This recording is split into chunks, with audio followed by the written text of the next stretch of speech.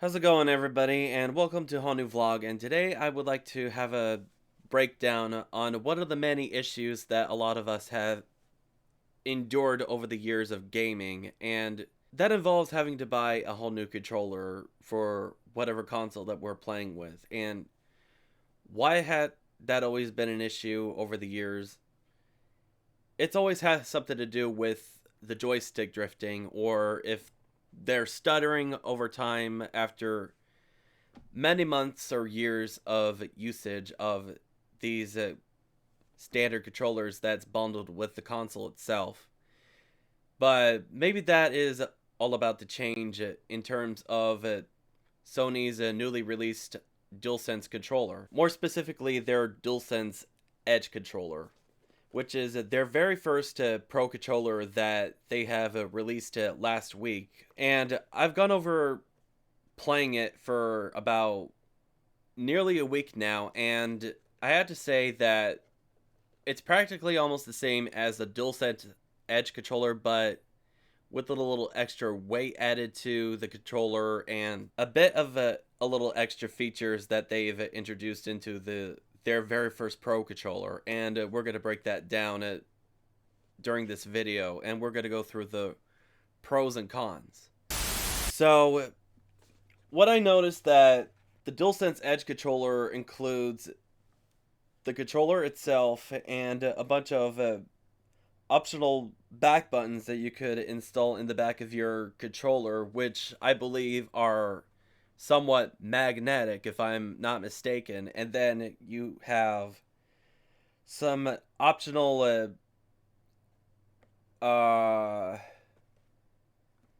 different padding for your joystick as you're trying to figure out what is your best play style in terms of gaming. The beauty of the controller, which I'm going to break down now, and these are one of the pros, and of course I'm not sure if you could find it in any video, but somewhere in the DualSense Edge there is a back switch over here somewhere that you could just slide over. It's a little bit tricky, but once you get the hang of it, there's a release latch on the bottom of your controller, and you can get this part off. Let me get it a little closer. This part off, and then it shows off this section of the controller, and this is the beauty part. This release latch right here, you lift it up, slide down your joystick, and it comes right off, and it's connected by USB. And basically what happens that if any of your joysticks were to wear out over time, over the months and years of gaming, you can purchase a whole new joystick, and that'll cost you like $20 plus tax in US dollars. I'm not exactly quite sure how much it'll cost in other countries, but that's how much it is to buy a whole new joystick if you're not somewhat tax savvy as I have, or not quite familiar with how these controllers work in terms of dismembering and cleaning them and whatnot. And this is basically like the step in the right direction in terms of the joystick drifting over time. And that's one of the major struggles that we've had to deal with in terms of having to buy a whole new controller. It's always has something to do with the one feature that wears out over time, and that is the analog stick. And it's fully customizable, and it's mappable, and you could put it out in whatever sort of layout that you prefer. I prefer to leave it default, but except I have the back buttons mapped out as L3 and R3, because to me it just feels like that every time you press down on the analog sticks, that makes the whole drifting a whole lot more accurate.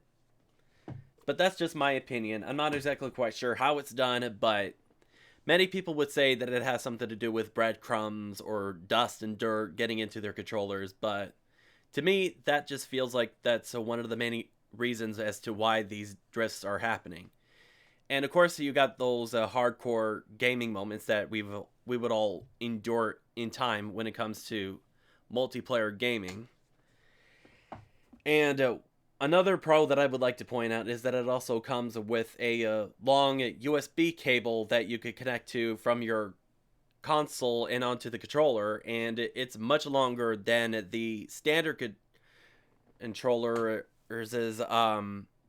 charging cable that was included, and that actually brings a whole lot more roomy space if you're planning on playing completely wired. And plus, it comes with a excuse me. It also includes a lock-on system that you could instantly use to simply lock it onto your controller and not pull away. Unless if you have a dog or a cat that likes to run around in the house, then you better watch yourselves in case that happens.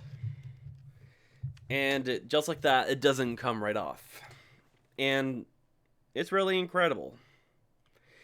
And I have to say, I never had really had any issues with the controller at all. But however, and this is the worst part when it comes to these controllers, and we're basically gonna start with the battery life. I noticed that compared to the original concept that was introduced with the console when it first launched, it practically dies out a bit quicker compared to the original controllers. And to me, that's not really much of a big issue because I really much play my controllers wired, to be perfectly honest. And the only time that I ever play wirelessly is if I have to cook something in the kitchen or whatever. But overall, I don't have any issues with the battery life. I mean, I'm not sure whoever else is having these issues, but to me, it's not really much of a big deal. As I said, I play it completely wired, hardly ever wireless for many times. However, this is the major blowout through this whole con section, and that is the cost of these controllers. So what you're getting is not just any controller, but you're also getting a different mappable joystick options, different customizable back buttons, longer charging cable, and the case that is included with it. That's definitely gonna cost you roughly around $200 US, or $199.99 more specifically, plus taxes. I mean, I was one of the many few people that decided to pre-order this and get this at launch because I figured that because of the fact that you have the options to switch out your joysticks, which would cost you $20, as I mentioned earlier, that to me just feels like a whole lot more of a game changer instead of just having to buy a whole new controller completely. Because the last thing that I really wanted to do was just have my whole storage bins completely cluttered with old controllers that I don't know how to fix myself, or if I'm willing to splurge hundreds of dollars to have a professional do themselves. And other than that, having to throw that into the trash, that is a whole nother story that I really don't really much enjoy doing. But however, when you look at it, with this new design that Sony has released recently, that to me just feels like a huge step in the right direction in terms of having to buy a whole new controller, especially with the whole joystick that has been occurring for many generations of gaming. So, what do you guys think? Do you really think that this is a step in the right direction on Sony's part when it comes to these joystick drifts? Just please do let me know in the comment section down below, and definitely 100% feel free to share your thoughts about everything else about this controller, because I'm quite curious to know what you guys think of this overall. In terms of its functionality, its pricing, and what do you guys think that Sony should do in the future in terms of these concept designs? Please do let me know. And hopefully that this breakdown video actually clarifies what I feel about the DuelSense Edge overall going forward. So, hope you guys enjoyed this, and until the next time, catch you guys later.